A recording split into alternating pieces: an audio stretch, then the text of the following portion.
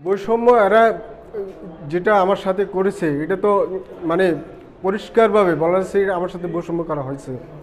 আমি ওনাদের সাথে অনেকবার চেষ্টা করেছি কথা বলার জন্য যে আমার সাথে যে বৈষম্য করা হয়েছে, আমার যে রেজাল্ট দেওয়া হচ্ছে না, আপনারা যে বলছেন এখানে পুনর্মূল্যায়ন হবে না, তাহলে আমাকে পুনর্মূল্যায়ন করলেন কেন এর আগে?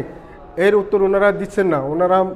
ওনাদের সাথে আমি দেখা করতে চাইলে দেখা করতে দেন না, আর ফোনে কথা বলতে চাইলে ওনারা আমার সাথে ফোনে কথা বলতে চান না। তাহলে ওনারা মানে বিষয়টা এড়িয়ে যেতে চাচ্ছেন। ওনার নাম হচ্ছে কি লুৎফর রহমান স্যার। উনি শুরু থেকে আমি ওনাকে চিনি। প্রথম যেদিন আমি হাইকোর্ট থেকে রায় নিয়ে এখানে এসেছিলাম, তখন ওনার সাথে দেখা, আমি যখন আমাকে হাইকোর্ট থেকে আমার উকিল আমাকে বলছেন যে রায়টা ওখানে গিয়ে জমা দেন, মানে হাইকোর্ট থেকে যেটা যাবে সেটার আগে আপনি আরেকটা কপি ওখানে জমা দেন। যখন আমি আসলাম, উনি লুৎফর রহমান স্যার আমার কপি জমা নেন নাই। উনি আমাকে মানে যেটা হাইকোর্টের যে রায় দিয়েছে, রায়ের আগেই উনি আমাকে রায় দিচ্ছেন যে বলছে এরকম যে হাইকোর্টের রায় আমাদের কাছে অনেক আসে, কিন্তু এগুলো আমরা আমাদের মতো করে জবাব দিয়ে দিই। এগুলো অনেক হাইকোর্টের আদেশ রুল আসবে, এগুলো আমরা আমাদের মতো হ্যান্ডেল করি। আপনারটাও হয়তো হবে না, কারণ আমাদের এই যে এনটিএসসির 24 বছরের ইতিহাসে এই ধরনের কোনো ঘটনা নাই যে আমরা পুনর্মূল্যায়ন করেছি।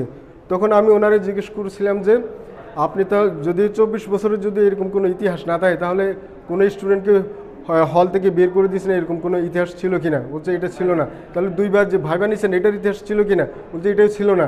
তাহলে দেখেন, ওনার সাথে আমি পূর্ব থেকে কথা বলে আসছিলাম। আজকে আপনারা সবার সামনে, এমনকি চেয়ারম্যান স্যারের সামনেও ও আমাকে মিথ্যা প্রমাণিত করতে চেয়েছিলেন যে দুইবার ভাইবা দেয় নাই। আমার সাথে যদি আমার যে ডকুমেন্ট যদি না থাকতো, তাহলে উনি আমাকে ফলস প্রমাণিত করতেন। আমি ডকুমেন্ট সাথে করে নিয়ে আসছি।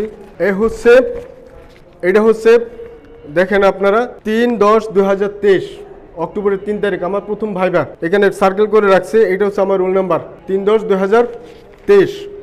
এরপরে দ্বিতীয় ভাইবা যেটা হয়েছিল সেটা হচ্ছে কি 31/12/2023। এটা দুই নম্বর ভাইবা, দ্বিতীয় ভাইবা। এখানে আমার রোল নাম্বার দেখেন, যে কটা পরীক্ষা দিয়েছিলেন প্রথমেই আমার রোল নাম্বার। এটা হচ্ছে আমার যে প্রমাণপত্র। এছাড়া আরও আছে, আমাকে যে ওরা SMS দিয়ে, মোবাইল টেলিটক সিম থেকে SMS দিয়ে ভাইবার জন্য ডাকা হয়েছিল, সেটারও প্রমাণ আমার কাছে আছে। এটা হচ্ছে 3/10, মানে প্রথম ভাইবার যে SMS দিয়েছিলেন সেটার কপি। আর এটা হচ্ছে কি দ্বিতীয় ভাইবা 21/12/2023। এটা আমাকে যে SMS দিয়েছিলেন টেলিটক সিম থেকে, ওটার কাগজ, ওটার প্রমাণ। এগুলো থাকা সত্ত্বেও এই যে লুৎফর রহমান যিনি একটু আগে আমাকে যে একটা যে মিথ্যে কথা বলেছেন, মিথ্যাচার করেছেন, তাহলে এই কাগজ দ্বারা কি এটা প্রমাণ হয় না আমি যে দুইবার ভাইবা দিছি? তাহলে আমার রেজাল্টটা দিচ্ছেন না ওরা এখানে বলতেছেন আমি দুইবার ভাইবা দেয় নাই, তাহলে প্রথমটা দিয়ে আমার রেজাল্ট দিছে। তাহলে আমার দ্বিতীয় যে ভাইবা দিছে এটার রেজাল্ট কেন দিবেন না ওনারা? এখানে হাইকোর্টে রায় দিছে আমার পক্ষে, মানে আমাকে আমার বিষয়টা মীমাংসা করে দেওয়ার জন্য।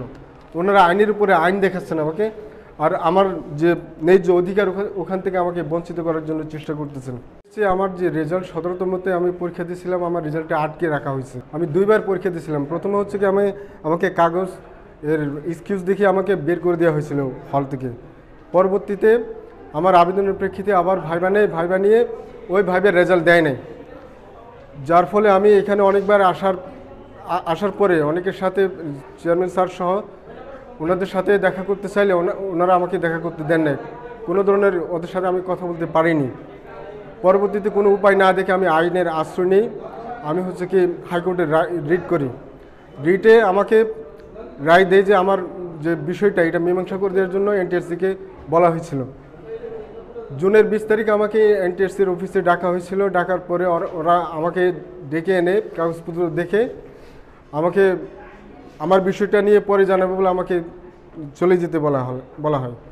পরবর্তীতে জুলাইয়ের 3 তারিখ একটা চিঠি পাইলাম। চিঠিতে লেখা আছে কি বলছে তো আপনার যে রেজাল্ট এটা পুনর্মূল্যায়ন হবে না, এটা এনটিএসসির যে আইনের ধারা অনুযায়ী এটা পুনর্মূল্যায়নযোগ্য নয়। তো আমি এখানে যেটা দেখতে পাচ্ছি সেটা হচ্ছে কি একদিকে এরা বলতেছেন পুনর্মূল্যায়ন হবে না, অন্যদিকে আমাকে দুইবার ভাইবা নিছে, ওখানেই তো তাহলে তাদের আইন বিরোধী কাজ করা হয়েছে। তাই আমি আজকে এখানে আসছি, কেন আমার সাথে এই ধরনের কাজ করা হচ্ছে, আমাকে এই বৈষম্যহীন দেশে বর্তমানে আমাকে যে এরকম বৈষম্যের শিকার হতে হবে, এই এই ঘটনাটা জানার জন্য, বোঝাবার জন্য আমি চেয়ারম্যান স্যারের সাথে দেখা করার জন্য আজকে এখানে উপস্থিত হয়েছে। তো স্যারের সাথে দেখা করছি, দেখা করে স্যার আমাকে একটা সময় দেওয়ার জন্য বলছেন, যে হাইকোর্টের যে যে যে রায় এইটার একটা কপি নিছেন, পরবর্তীতে 10-15 দিন পরে স্যারের সাথে যে বসে এটা নিয়ে কথা বলবেন বলে আমাকে উনি জানিয়েছেন।